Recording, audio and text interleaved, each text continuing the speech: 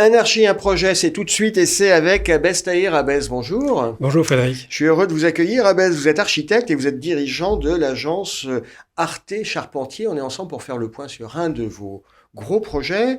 Vous allez bientôt livrer le centre de recherche et de l'innovation de Danone sur le plateau de Saclay, en région parisienne. Ça a été un gros dossier, ça. Effectivement, on est fiers de pouvoir livrer à l'orée septembre 2022 ce bâtiment.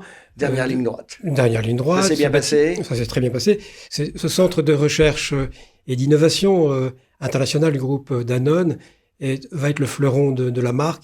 Danone qui est implanté, rappelons que Danone est implanté depuis une vingtaine d'années sur le plateau de Saclay, à Palaiseau, et que pour des raisons à la fois endogènes et exogènes, ont décidé de quitter pour s'installer non loin de là, à Gif-sur-Yvette, toujours sur le plateau de Saclay. On reste un peu sur le même périmètre quand même. Oui, et sur ce cluster scientifique de renom international. C'était quoi les contraintes sur ce projet Danone? Alors, les contraintes de ce projet de 21 000 mètres carrés, 21 500 mètres carrés, sont liées à la mixité des usages. 13 000 mètres carrés de bureaux et 8 500 mètres carrés de programmes atypiques qui, en général, de laboratoires scientifiques, des locaux propices au brainstorming, aux échanges, un café, des lieux destinés aux consommateurs. L'ensemble gravite autour d'un vaste atrium éclairé zénithalement qui reprend les codes du village pour réunir les gens et pour faire en sorte que ces gens soient dans un état de friction. Friction, c'est aussi échange, interaction. Oui. Parce que des fois, il peut y avoir une connotation sur friction, mais là, ce qu'on veut, c'est de l'échange et de la fertilisation et de l'enrichissement. Et de la créativité. Je crois que les lieux de ce type qui favorisent les échanges entre les personnes sont propices à la créativité. Alors, une des caractéristiques de ce projet, c'est que vous étiez calé dans l'esprit complètement BBCA. Alors, le BBCA est un engagement fort de la part de Danone.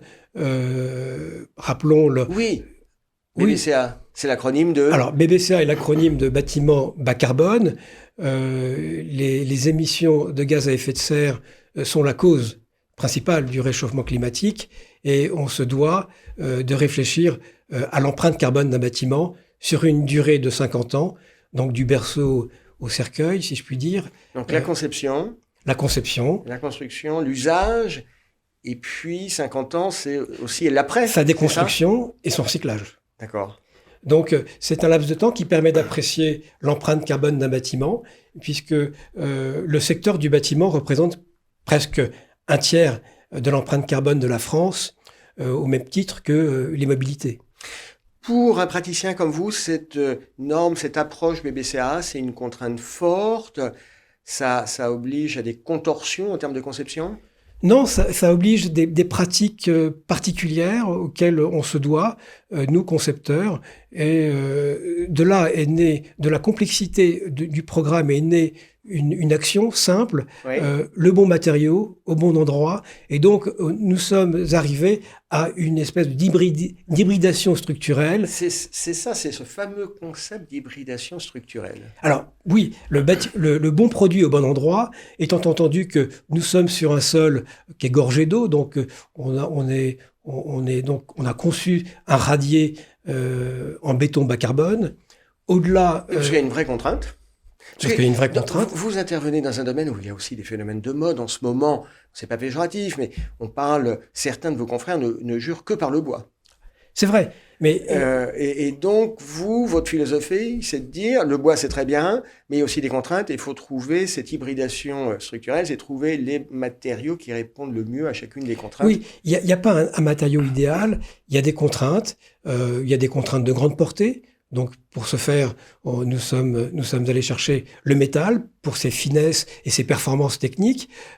Bien sûr, le plancher CLT.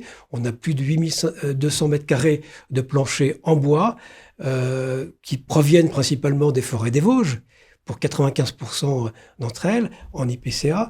Nous avons également fait appel à des aluminiums décarbonisés pour la façade. Donc, on a utilisé une palette de matériaux que j'appelle l'hybridation structurelle. L'hybridation, c'est un joli terme.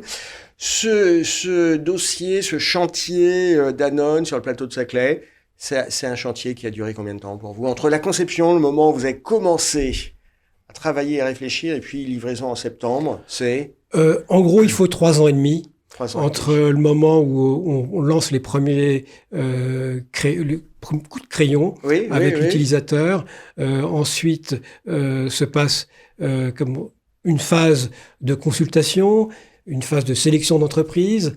Nous sommes partis sur une logique de macro-lot et bien sûr une réalisation. Ça a été un travail mené tambour battant avec une équipe remarquable, maîtrise d'ouvrage, les différents conseils, les architectes et les ingénieurs. Allez, pour terminer, Abbès, quelques mots sur Arte Charpentier. Quand on se promène sur le site internet de votre agence, on s'aperçoit que c'est en même temps une agence qui a une grande antériorité et puis qui a un spectre d'intervention très large. Vous êtes actif en France, mais aussi à l'international. Oui. C'est une agence qui est née il y a plus d'une 50aine d'années. Arte est l'acronyme de Architecture, Recherche, Technique et Environnement. Et elle porte en son nom cette chose et qui nous a placé quelque part précurseurs sur un certain nombre de thématiques. Travailler à l'étranger nous enrichit. On intervient beaucoup en Chine, en Afrique. En Afrique. Dans les pays, on intervient sur les 5 continents. Un large spectre. Merci Abbès Lair d'avoir été avec nous. Merci Frédéric. À très bientôt. Merci.